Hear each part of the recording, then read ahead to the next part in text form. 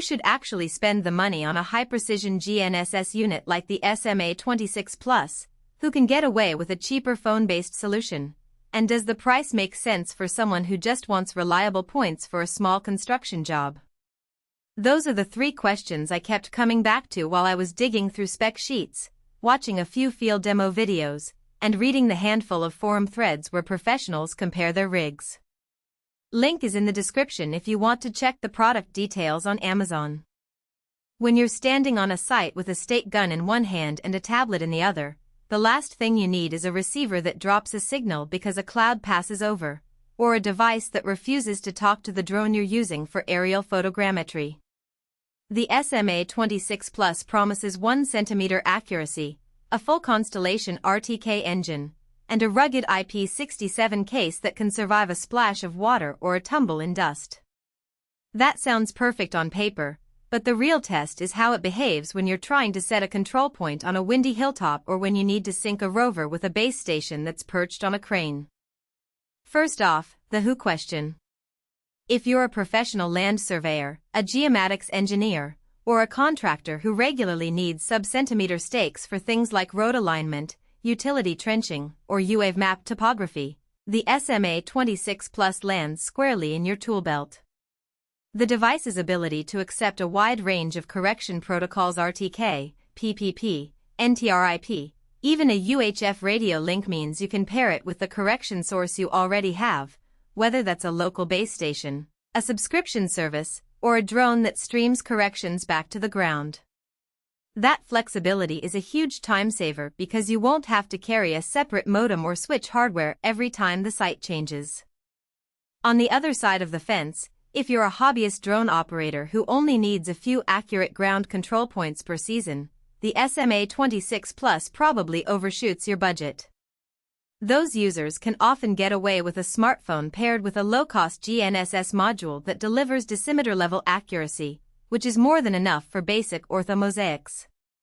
The same goes for small-scale landscaping firms that only need to place a handful of markers for a residential grading job. In those cases, the extra 1 cm precision, tilt compensation, and the rugged case are nice to have, but they're not essential, and the price premium can be hard to justify. Now let's talk about what actually makes this unit tick in the field. The first practical strength I noticed is the built-in tilt sensor. When you're holding the receiver on a pole or a pole-mounted rover, the device can correct for a few degrees of tilt and still claim centimeter-level accuracy.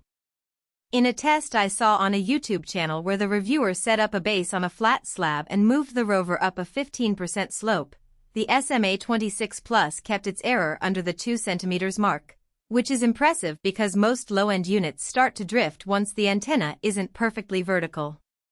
That tilt compensation translates to fewer retakes on steep terrain, saving you both time and battery life on the rover. Another real-world advantage is the all-in-one Android handheld collector that comes bundled with the unit. Instead of juggling a separate tablet, a data logger, and a separate antenna cable, you get a single device that runs the survey software, displays real-time corrections, and stores the raw observations. The interface is touch-friendly, and the Bluetooth link to the antenna is stable enough that you can walk several meters away without losing the fix. For crews that need to move quickly between points, say, a crew laying out a utility corridor, this integration reduces the number of components you have to pack and keep track of. The rubber meets the road when it comes to durability. The IP67 rating means you can submerge the unit for up to a minute without permanent damage, and the dustproof sealing keeps sand from getting into the connectors during a desert site survey. I saw a video of a field crew accidentally dropping the unit into a muddy trench. After a quick rinse and a brief power cycle, the SMA26 Plus powered back up and resumed the session without any recalibration needed. That kind of robustness is not just a bragging right, it cuts down on the downtime that can otherwise cripple a multi-day survey. But no product is without its trade-offs, and the SMA26 Plus does have a few practical weaknesses that matter when you're budgeting and planning your workflow. The first is weight. At about 1.2 kilograms with the built-in antenna, it's heavier than many handheld receivers that rely on a separate, lighter antenna.